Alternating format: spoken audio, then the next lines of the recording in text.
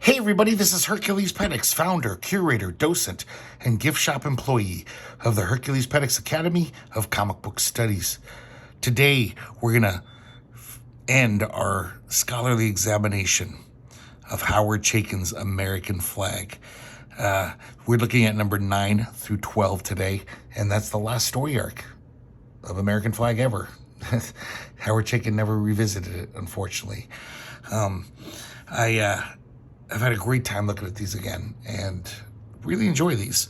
Even these last 12 issues, when they rebooted it as Howard Chaykin's American Flagg as the title, even though Howard Chaykin barely does anything in them, just kind of oversees them, they're really enjoyable. They're really fun comics. And the art's pretty decent. Basically, it's imitating Howard Chaykin. It's almost like he rounded up a crew of guys to duplicate his style in every way. Of course, we still have Ken Brzezinski and letters, so that's a pretty nice piece of the puzzle of the success of American Flagg. Let's check these out, shall we? Number 9. Senseless sex and gratuitous violence kind of sums up American Flagg.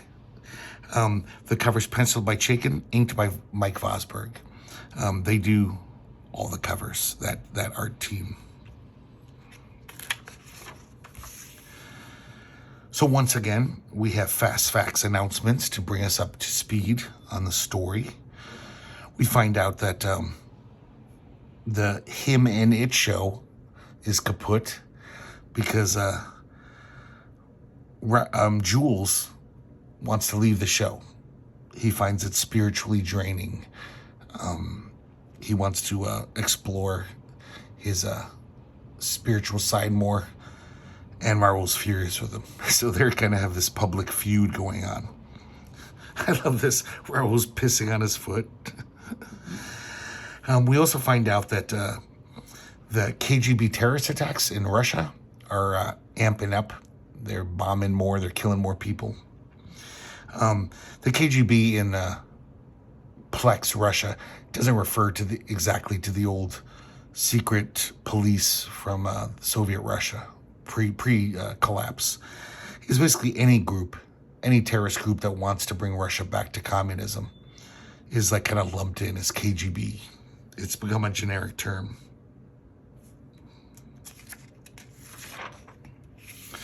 Now the scene shifts to Schwarze Deutschland. We see these two priests being murdered, and we see that their murderers are Dr. Titania Weiss and Rafferty from the ASLC, the American Nazi group, political group. We've seen both these guys before in many story arcs. They take the clothing of the priests and their papers, and the reason why is because these priests were about to be rescued from the Pan-African League by Rocky, our heroic pilot who extradites people from the PAL, because the PAL is a horrible, racist, communist, fascist type state. And she's Italian, so she's pissed off that Italy is now under the yoke of this regime. So she's been trying to rescue people from it, bringing them to Russia, because Russia, I guess, is kind of democratic now. I mean, basically, it's just capitalism gone wild. That's what the Plex is. Also, in the same city, we see Bullets Cisco, the tough as nails ex-ranger, who's now a ranger again, but she's like a special agent ranger who kind of travels the world finding criminals, you know, bringing them in dead or alive. She's almost like a bounty hunter for the Plexus Rangers. So she's been on the trail of Rafferty for a long time. She's been following him all over the world because he killed her ex-partner. Well, her partner, and now the dead partner. So Rafferty and Weiss hide the bodies, and they go out to meet Rocky. Now, she doesn't know what they look like, the priests, so she's duped. And she rescues them, takes them to Russia. Right around then, Bullets breaks down the door and realizes that she just missed him. She sees the dead priests, and she's like, God damn it, so close. She really wants to get Rafferty. She doesn't care about the bounty. She is loaded for bear against this guy. She wants to take him down bad. Now we're in Russia. We're at the Plexus Ranger Station. Mother Russia, the chief ranger. She says, "Hey, Ruben, you got some package from America." It's this giant crate. Him and Yakov Glasnost, the robot ranger, they crack it open. And who should it be but Luther Ironheart? And Luther is just, I'm sorry, Ruben is just like, oh, fuck me. Because Luther just always screws up everything. He's a sweet robot. He's a sweet dummy of a robot. Kind of a half-wit.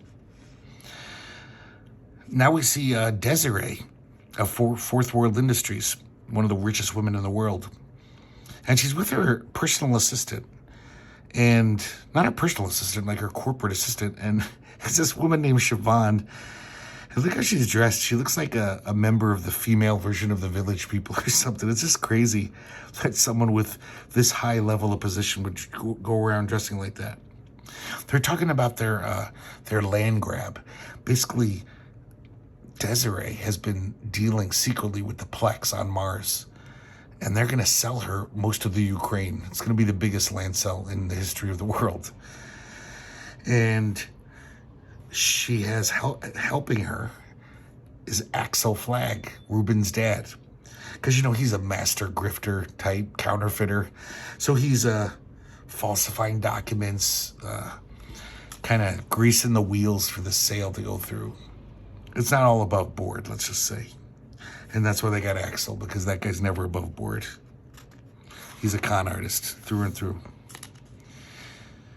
Now we see this black market video operation, and these guys bust in with guns and just start killing all the guys there. Turns out they work for the master programmer. And the master programmer is this guy in the TV. It's almost like Max Headroom. He always uses like Chompla graphics, like animations to hide his identity. But he's been hacking into Plex airwaves and Pan-African League airwaves. So both of those groups hate his guts.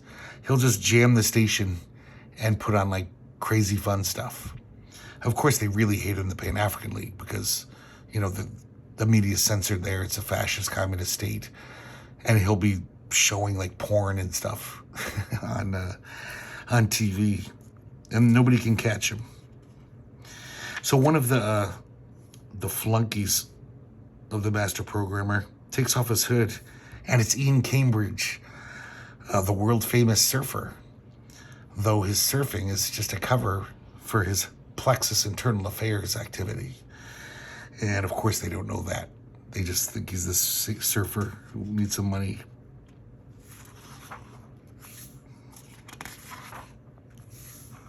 Then we cut away to back to Schwarz in Deutschland, or somewhere in the PAL. I'm not quite sure. And if you remember last issue, Eurydice Khan announced that her band, The Horde, would be touring the Pan-African League, really just because she had a crush on Joseph Mitsuli, the big wig in the PAL. And she's kind of ensconced herself as his girlfriend. Seems like more like just fuck toy. Like, he doesn't give a shit about her. He does sleep with her and has sex with her. But after that, he just treats her like shit. He's doing this work. He's got all this work to do, and she's trying to get lovey-dovey with him, and he just smacks her down to the ground. He's a total brutal piece of shit, Joseph. Right then, her father, Rupert Khan, the richest man in Russia, comes in. And if you remember, he's the most overprotective father. He indulges his daughter about everything. He spoils the shit out of her, spoils her rotten. And he's just like, no one strikes my daughter, no one. Prepare to pay the consequences. And Joseph isn't intimidated. He actually says, just take your Mongol daughter and leave. I'm through with her. And Eurydice's like, you son of a bitch, after last night. And Rupert, the father, is about to strangle him, but the security robot grabs him and kicks them both out. Well, kicks him out. The one good thing about this incident is that it seems to have gotten God, it's so hard to say that name, Eurydice. It seems like she's over her puppy dog crush on Joseph. It just snaps like that when she sees just what a brutal asshole he is. She says, "Don't try and call me ever." Not like he was going to. He could give two shits. Now back in Russia, we see what Titania Weiss and Rafferty are up to.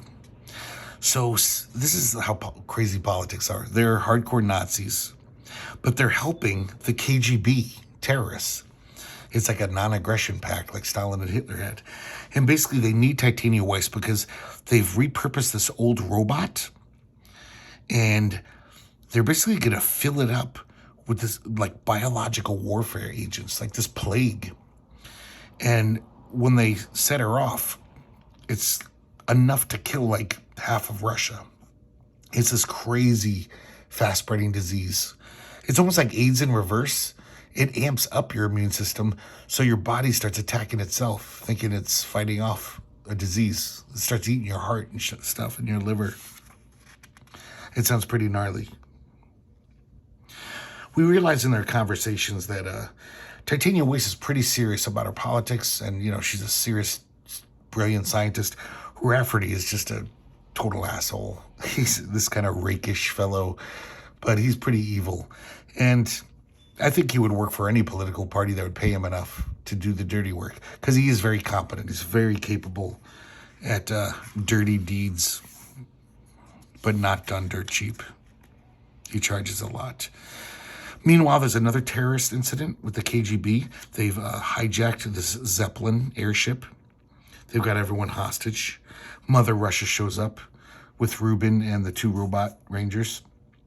And she's trying to negotiate for them to release the hostages, but these guys aren't listening. This is really weird here. Luther looks African-American, totally here. I don't know, is that someone else? Maybe that's not Luther. Sorry. So Ruben and the robots barge their way in. And they kill all the terrorists. Turns into a total firefight. The first of the hostages out of this chaos, it's Sam Luis Obispo is back. And Ruben's all like, "Sam, what the hell are you doing here?" And he kind of takes off in a hurry, though. And then right behind him is this woman, Pippa Corbin. She's a plexocrat from Mars. And I don't know if I've even pointed it out, but for the past few issues, every time Mother Russia is getting chewed out on the vid screen, it's her. She's the plexocrat who's been making Mother Russia's life hell. Just constantly browbeating her, harassing her, and micromanaging her. She's just some stupid, mid-level bureaucrat. So all the hostages run out. And when Sam runs out, who's waiting for him but Desiree? Sam is the mystery husband in the past 8 issues that we never saw his face. They were keeping it a surprise. And it's Desiree's husband. She's been Desiree Obispo all this time. I even said her last name because I didn't want to give it away. So they embrace. They seem very in love. Pippa Corbin comes out and starts instantly ragging out on Mother Russia again. And when she walks away, Mother Russia tells Ruben, she's like, "What a bitch."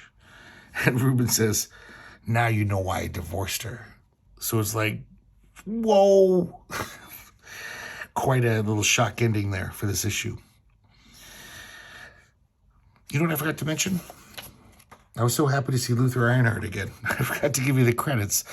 John Moore, story, later to be known as John Francis Moore in the industry. Mike Vosberg, art. Richard Ory, background art. Ken Bruzenek, lettering. Tony Vanderwall, colorist. Howard Chaykin, editing and art direction. So I don't know how the breakdown was. I assume these guys would just like make a plot, maybe the script, run it by Howard Chaykin. He'd give a thumbs up, show him a little of the art.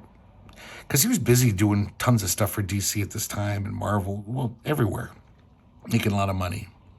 But this is the art team, the creative team for the whole 4 issues.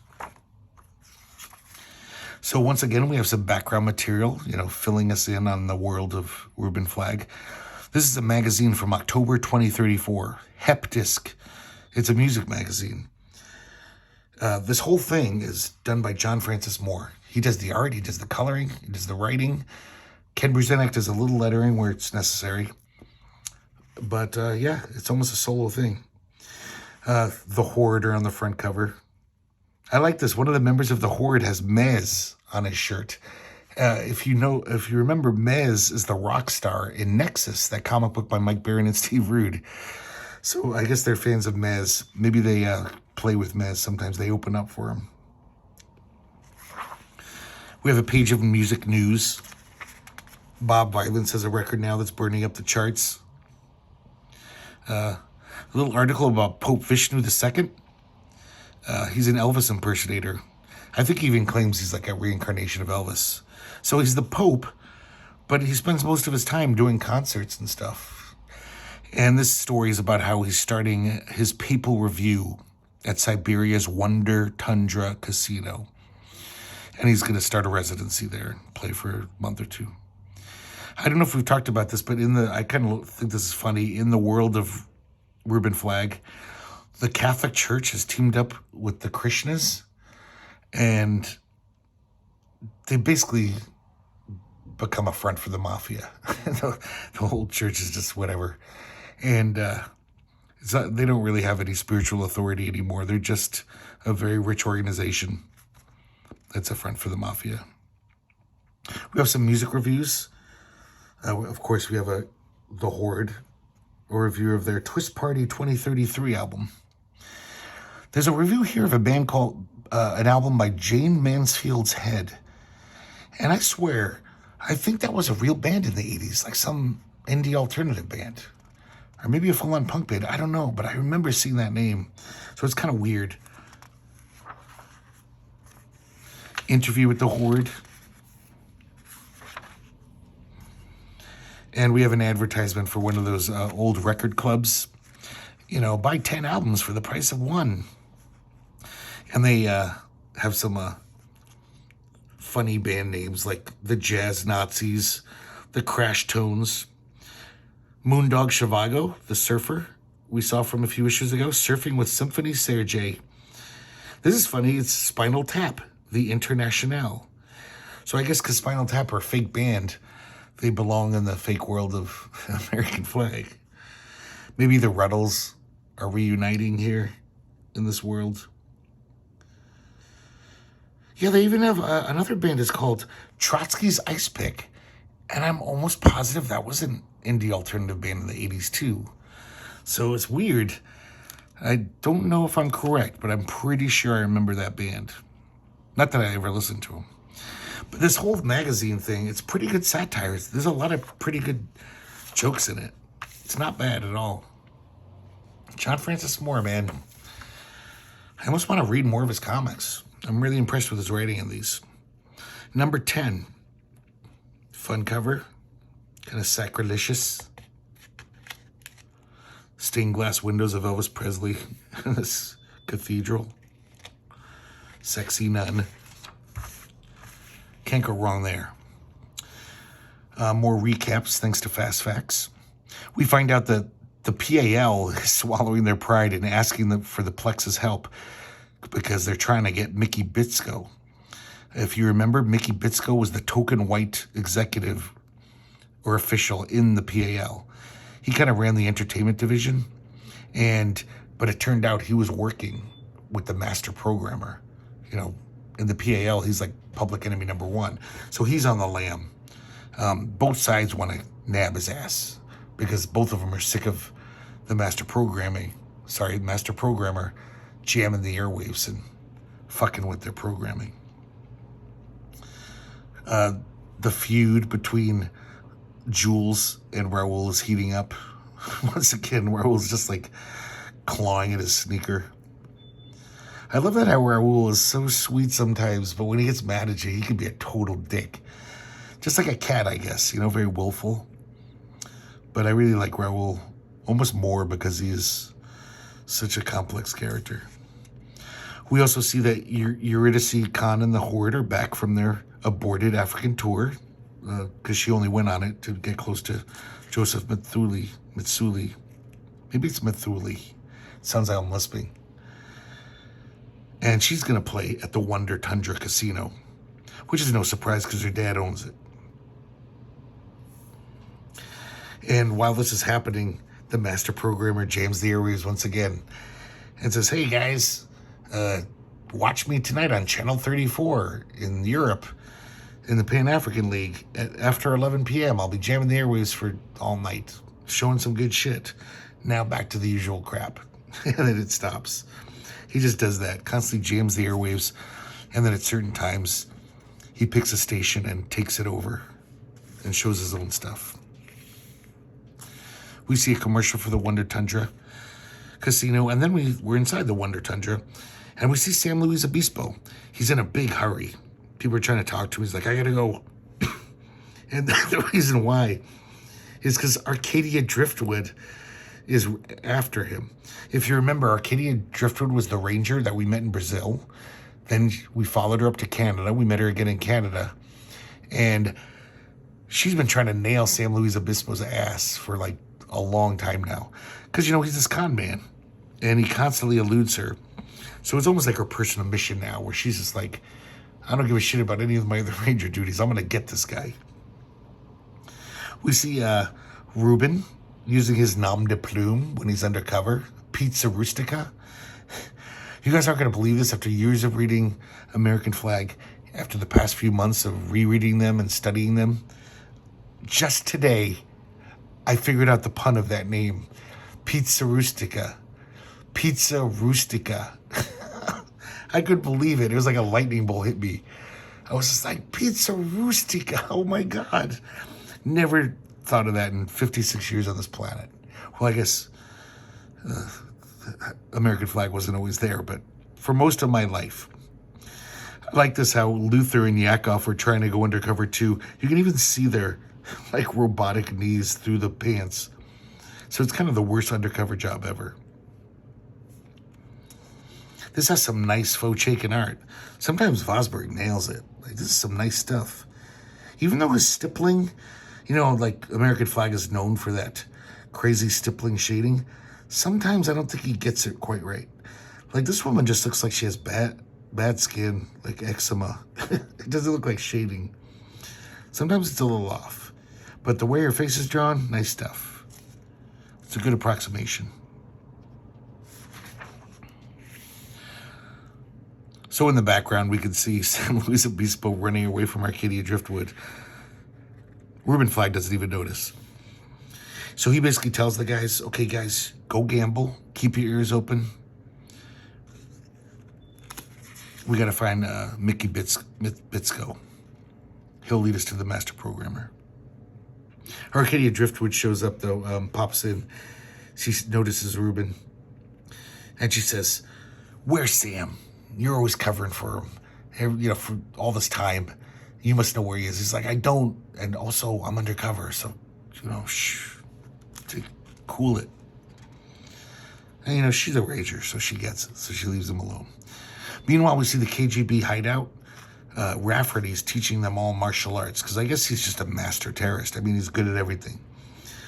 He's an amazing fighter, amazing marksman, knows how to do explosives. And also, Titania Weiss is finishing up this robot, this death bot. Excuse me. Let me get some water. Okay. So now we're back to Jules and Raoul still bickering. Well, Jules is basically just like, dude, I got to do this. Sorry. And Raoul won't let it go. He's just like, you're breaking the contract. But Jules does agree to arbitration because for somehow they got Pope Vishnu II to be the arbitrator. And Jules respects him. He likes his writings. Then we cut away to Desiree heading to Siberia with Siobhan, her assistant, and Pippa Corbin. And they're talking about their land grab. And they get to Siberia, and look at Siberia, it's like Vegas now. Desiree even bought a casino there. She's got more money than God. She can just buy whatever she wants. She's going to buy the Ukraine, for Christ's sake. Bullet Sisko has also arrived in Siberia on the trail of Rafferty. She's so kick-ass. She's such a cool character. She's like this classic Western character. A little Tex-Plex. Definitely very nice Chaykin appearing artwork. Faux Chaykin. Luther and Yakov are gambling. They're actually winning a lot. But then they see Mickey Bitsko, and they chase after him.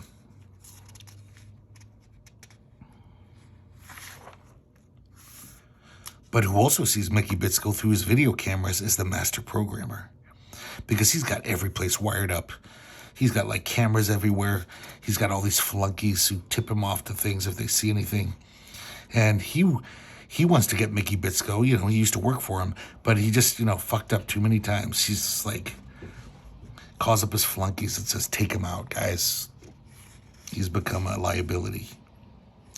So these three goons of his, including Ian Cambridge, they follow Mickey Bitsko. They're gonna rub him out. Is that the right saying, or is that the inappropriate? Rub him out. I don't know. I think that's old gangster speak. So for some reason, Mickey Bitsko goes to this cathedral. Just happens to be the same cathedral that Raoul and Jules are having their arbitration. Maybe he thought he could get sanctuary there? I don't know. We see within the cathedral, the arbitration is not going well. Raoul won't listen to reason. He's kind of being a dick. The Pope is just kind of like spouting lyrics from Elvis Presley songs as, you know, his wisdom, his advice. He seems like a dumb guy. Doesn't seem very smart. Raoul threatens to sue Jules. The Pope says, try not to be cruel, my son.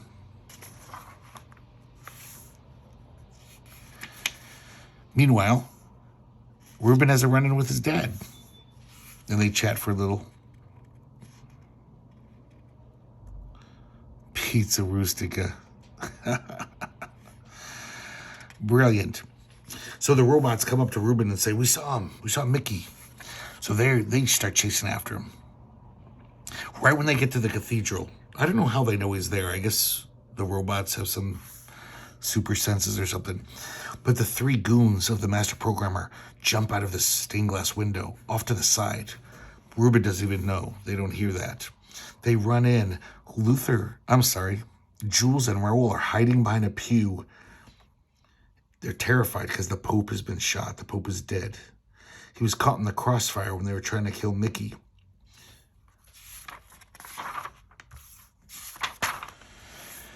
Mickey takes a little longer to die, but he dies. So it's this double murder. Jules seems really shaken. He was really impressed with the Pope, so he's just repeating over and over, they shot the Pope, they shot the Pope. And Raoul finally comes to his senses and stops being a dick, and he says, hey, Jules, forget about the him and it show, okay? It's old news. As the three goons are driving away from the scene of the crime, Ian can't hide his anger with them. I mean, really, he wants to shoot them in the head, but he can't blow his cover as a PIA guy.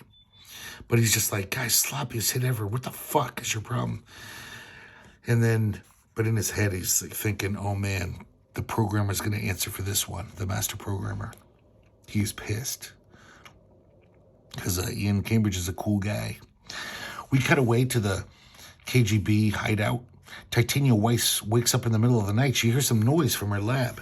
She goes to check it out. Oh my God. And it's fucking Rafferty is fucking the robot, having sex with the robot. And she's like, what the hell are you doing? He's totally unapologetic. He's like, hey, sweetie, just breaking in our love doll of death. Care to join us? And she pulls out her gun and says, you can join this, Rafferty. And that's how the story ends. Remember how I was just praising Mike Vosberg? Look at that face. Now I'm unpraising him. I'm taking that praise back. That's pretty horrendous. The backup in this issue is kind of fun. It's an actual comic. Everything by John Francis Moore, except for letters by Ken Brzezinak, who, by the way, does this really nice, almost Harvey Kurtzman-looking lettering, old DC lettering. And this is basically just showing what the PJ Harvey's Ultra Cool and Mondo Secret Fortress TV show was like. It's just an episode, a typical episode. Oh my God, speaking of Kurtzman, I didn't even notice this. Kidvid of Antiquity Department. Remember how all the mad articles would start with that? Blah, blah, blah department with the little paragraph. They have PJ Harvey's theme song, which sounds very much like Pee Wee Herman's theme song. And he comes to his fortress. We meet all his friends. His existentialist French neighbor, Too Much to Lose. His Latin American revolutionary friend, Che Cerveza con Gleam. Ranger Wally, this big fat Plexus Ranger. And Mistress Yolanda, who just looks like a dominatrix. So this show is very inappropriate for kids, but it was hugely popular in the 2000s in this world.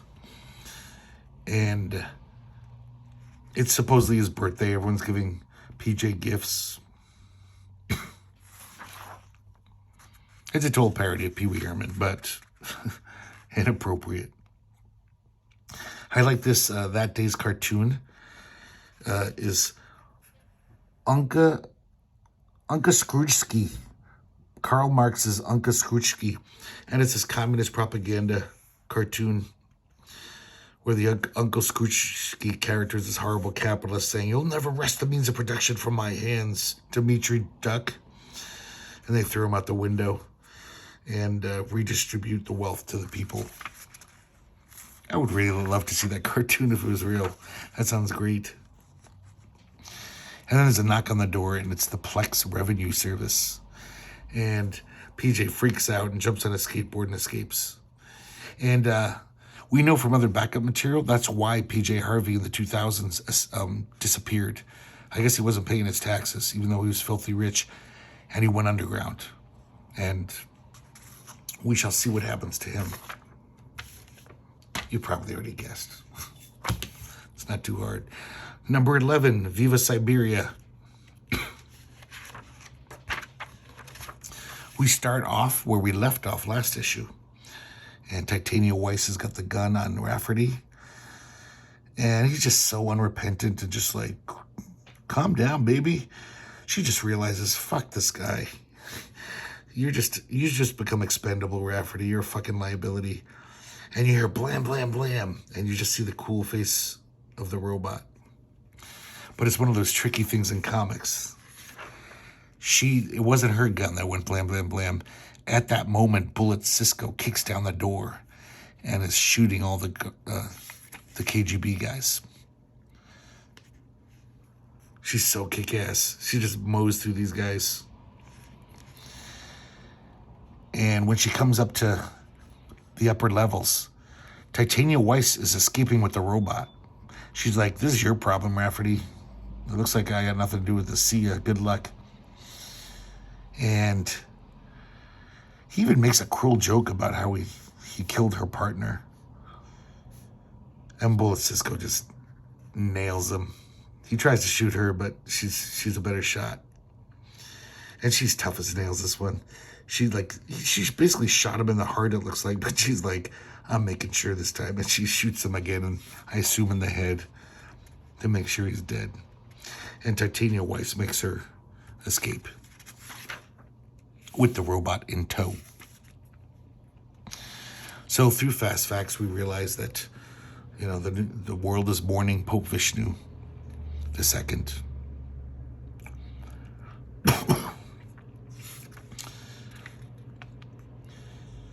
is kind of a touching scene. I guess Jules is going to enter this monastery. Brother Theodore's Divine Light Spiritual Retreat, Vineyard, and Hell Spa Incorporated. Little shout out to Brother Theodore. I don't know if you remember that old comedian. He used to be on David Letterman. Really bizarre guy. Raoul is so sad. He's just like, I'm going to miss you so much, Jules. And he's just like, I got to do it, Raoul. I need to find my spiritual equilibrium. And he apologizes for the way he's been acting. Raoul does. And Jules is like, don't worry about it. You'll always be my buddy. It's so cute. And then these sexy nuns come to bring him into the monastery. It's like so American Flag. Like this monastery has these like nuns in hot skirts with a slit up the thigh. Oh, American Flag. So typical. Now we're at the ranger station in Siberia. Bullet, Cisco, and Rueben are having a little powwow about what's the hell's going on. Meanwhile, the robot rangers are shaking down Master Programmer's flunkies. Nobody will spill the beans where he's staying, his hideout. But this guy finally does. They threaten him, and he spills the beans. Strangely enough, they don't really explain how or why this happened or when this happened. But Joseph Matsuli, he put a camera in either Luther or Yakov. So everything they see, he sees. So he finds out the hideout of the Master Programmer.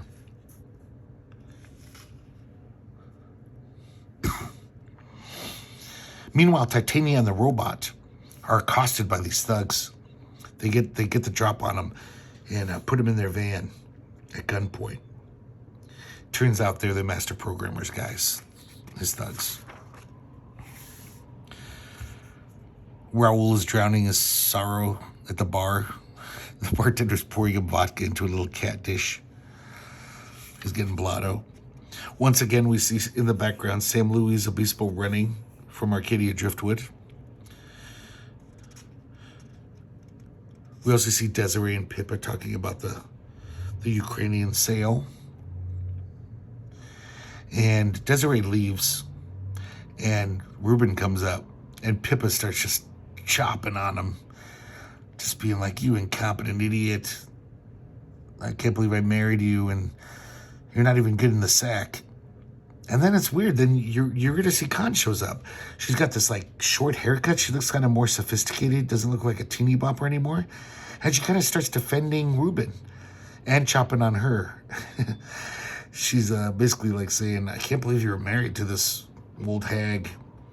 And Ruben's just like, yeah, I was younger. And then she even like, as she leaves, she says, by the way, your lovemaking is first rate. So, of course, Pippa is just like, ah.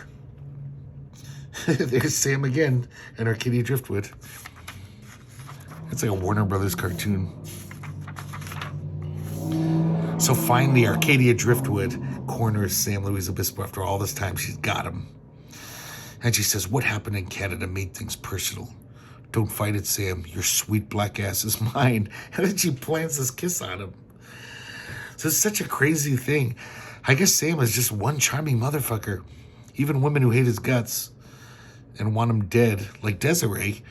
The fact that they're married is so weird. I mean, she literally wanted him dead, put a price on his head. And she ended up falling in love with him. I guess, like they say, there's a thin line between love and hate. And then this cop who's been chasing this con man forever, I guess just by chasing him around, she fell in love with his cleverness and his whatever. How smart and charming he is. Now we cut back to Master Programmer's secret hideout. And there's toys everywhere. It's decorated as if it was decorated by like a child. So I'm sure you know where this is heading. Turns out the Master Programmer is none other than PJ Harvey, the children's show host. Sorry. This cough just won't go away. Sorry, guys.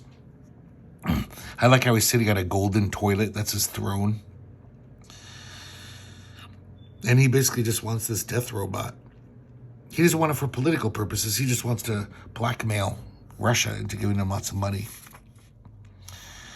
So the robots rush in and say, Rueben, we found the location of the master programmer's hideout. So they run off. Their Ranger mobile has been stolen by Go gangs. So they're like, okay, we'll commandeer a vehicle. And of course, the first vehicle they see to commandeer, it's this kind of cool looking Jeep. It's owned by the Horde, Eurydice Khan.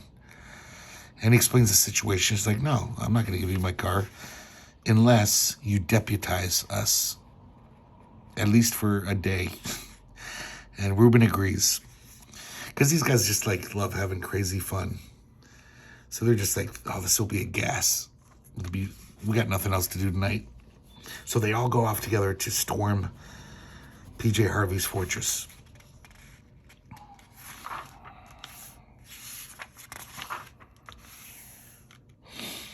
As soon as they get in there, they run into Joseph Mathuli.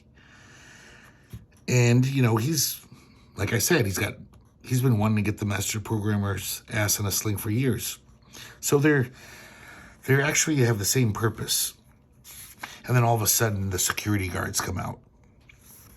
And it turns into a huge firefight. In the middle of the firefight, they're getting shot at. Rueben is like looking at Eurydice and is like, wow, she's changed. I'm intrigued.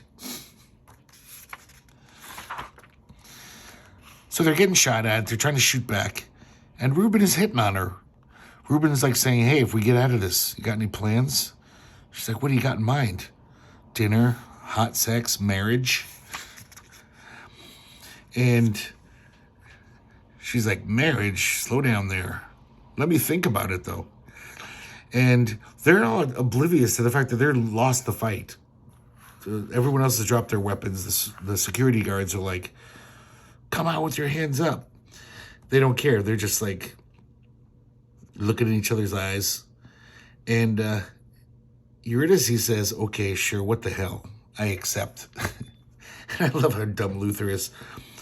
He's like, gosh, Rueben, this must be the happiest day of your life. Even though they're probably all about to die. This is nice. We have more of those dossier pages.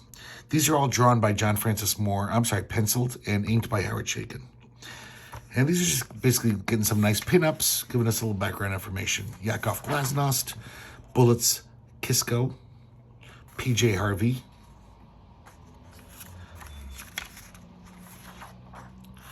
Pippa Corbin, Colonel Joseph Machuli. I guess it is Machuli.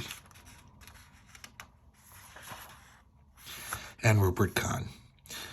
It's kind of interesting. They give us a little more info about the world because we find out that around the time of the year of the domino, a third of China was just obliterated by the nuclear conflagrations.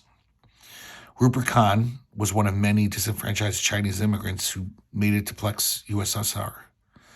He took a low-circulation Moscow tabloid and turned it into a multimedia, multi-million-dollar concern. And now he's like the richest man in Russia. I was like finding out a little bit more about the world of American Flagg because I'm that kind of nerdy guy. Last issue, guys, number 12. The Big Showdown. We see Jules in the monastery meditating, and we hear the priests and the cardinals up there talking. They're like, the smoke went up at the Vatican.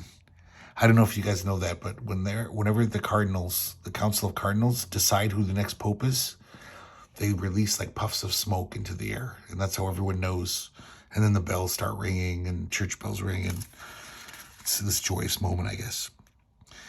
And then one of the nuns says, shall I inform him, Father? And she goes out to talk to Jules. She's like, sorry to interrupt your meditation, but we got to talk about something. You just won the karmic lottery. So I think you know where this is heading, but we'll get back to this in a second. To Jules. Instead of fast facts, now we have PJ Harvey. He's basically talking to all the people in his his fun house, making jokes about him. There he is. It looks like the bad guys won.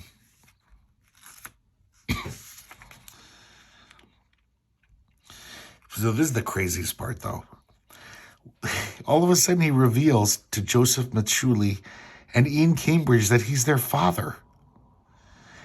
And they look at each other, of course, like, what? And he even shows pictures of himself as a young man, looking just like Pee Wee Herman, with their respective mothers. And I gotta say, as I slowly push the bridge of my eyeglasses up my nose with one finger, I don't like this. This is totally out of continuity, because we know Ian Cambridge was raised by his two parents, communist spies who raised him in Hawaii, stealing secrets from the Pacific Union of States or whatever it's called. His father didn't leave, and PJ Harvey says, oh yeah, I left your mom's really early. I just kind of ditched him. So it's just annoying that they just totally seem to forgot Ian Cambridge's history.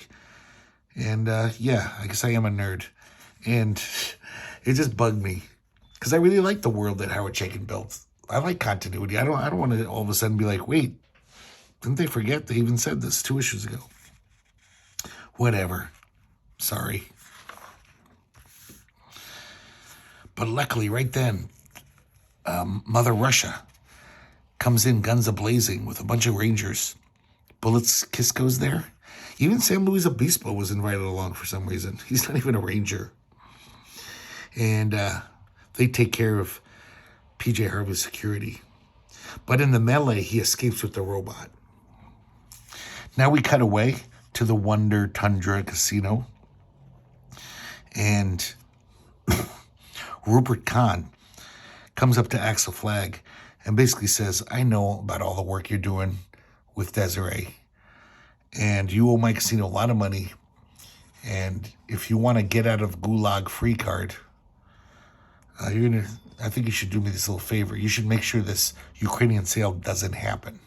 I don't want it to happen, and you can help me make it not happen. And we don't even find out his answer. They cut away. Now we see Desiree returning home to their penthouse apartment at her casino. She owns the Tsar's Dacha. And she's all excited because the sale's just about to happen. All they got to do is dot the I's and cross the T's. So she's excited to see Sam and tell him the good news. And she opens the bedroom door, and he's in bed with Arcadia Driftwood. And Arcadia Driftwood is not even apologetic. She's just like, hey, your husband's good at fucking, basically.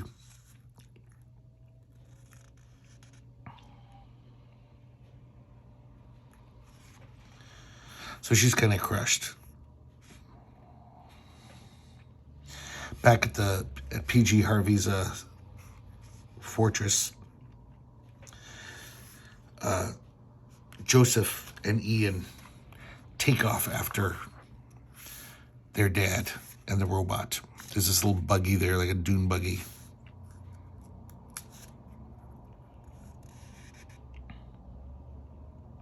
The rest of them decide to split up so they can all try to find PJ Harvey as well.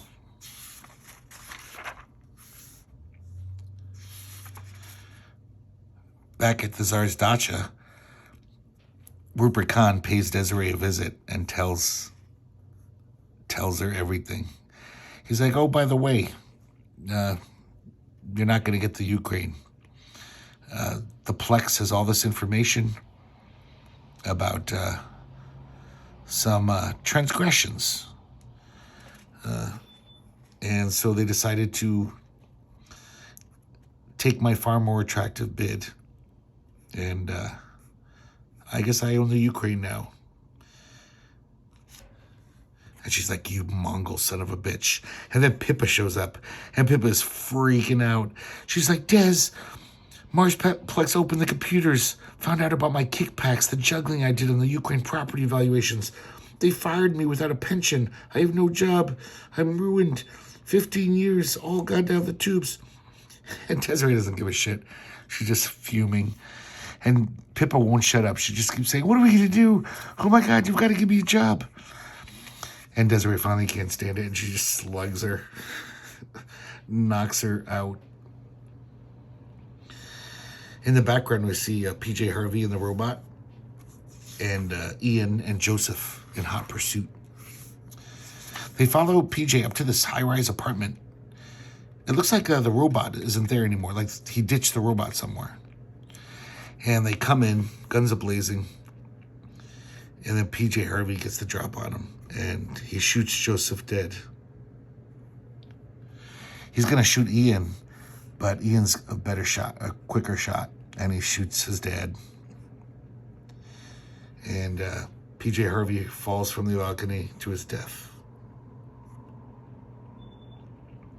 Meanwhile, we can see Rueben and Eurydice. God damn, it's hard to say. Eurydice. They see the robot, and they're on the chase. They chase her through this casino. They're jumping on the tables. And Rueben tackles her. A little while later, Titania shows up and, defuses her. So she's not a threat anymore. She actually has the nerve to give Rueben shit for tackling her. He's like, you could have set her off. He's like, I didn't make her in the first place, you psycho bitch. And then we do see on a TV screen, Pope Vishnu III, confirmed. So Jules is the new Pope, just like we figured. Titania Weiss gets arrested. She'll probably be put away for a while. And Rueben and Eurydice plan their wedding. It looks like it wasn't just a heat of the moment thing because they were about to die. They were both really in love with each other all of a sudden.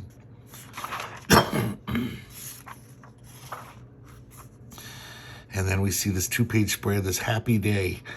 Ruben's marrying Eurydice. Jules is doing the ceremony. They got the Pope to be their marriage priest. Rupert Kahn is happy as a clam, seeing his daughter in a wedding dress and happy. I like how Mother Russia says, I do hope things go well for the two of them, but I'm not throwing away the gift receipt for my present. Because this is a pretty crazy marriage.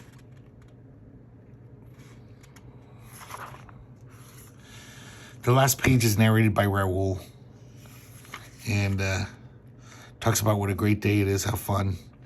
How Rupert Kahn gives Ruben a job in Red Star Enterprises as the new CEO of Master Programming. So I guess they made it all legal. So he's basically doing what PJ Harvey used to do, but it's all legal. And Raoul ends it with, and like all good wedding stories, the newly married couple rode into the sunset and lived happily ever after. Yeah, right. The end. This is kind of nice here. They got all the contributors to do a 1-page pinup, and they do everything in it. Each contributor does the coloring, the art. This first one's by Mike Vosberg, and it's kind of outstanding, especially considering that it's Mike Vosberg. Look at this. It almost looks like painted art. So good. Who knew he had such facility? This is amazing stuff. Everything, the coloring, just really good. It's like, why can't you draw like that in the comic? This is so good.